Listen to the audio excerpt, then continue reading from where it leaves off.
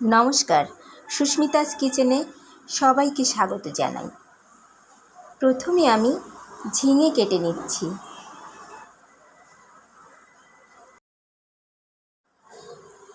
আজ আমি ঝিঙে আর চিংড়ির একটা পাতলা ঝোল করব।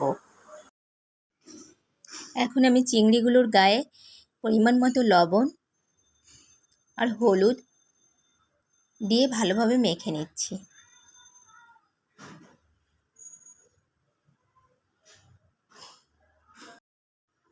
এখন আমি কড়াইয়ে সরিষার তেল দিয়ে দিলাম। তেলটা গরম হয়ে গেছে, এখন হলুদ লবণ মাখিয়ে রাখা চিংড়িগুলো দিয়ে দিলাম। চিংড়িগুলো ভেজে নিয়েছি, এখন আমি কেটে রাখা ঝিঙেগুলো দিয়ে দিলাম। এরপর আমি নেড়েচেড়ে ভেজে নিচ্ছি।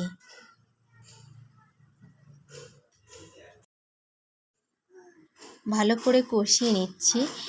দিয়ে দিলাম একটু জিরে বাটা। এবার একটু খুব ভালো করে কষিয়ে নিতে হবে।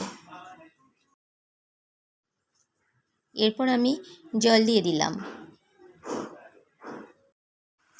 এরপর কাঁচা ঝাল দিয়ে দিলাম। 4-5 মিনিট ঢাকনা দিয়ে রেখে দিলাম। তরকারিটা সেদ্ধ হয়ে গেছে।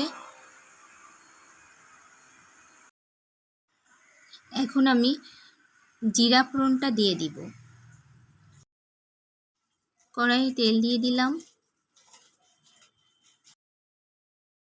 তেলটা গরম হয়ে গেছে, এখন জিরা আর শুকনো ঝাল দিয়ে তেলে ভেজে নিচ্ছি। এরপর তরকারিটা তেলে দিয়ে দিলাম।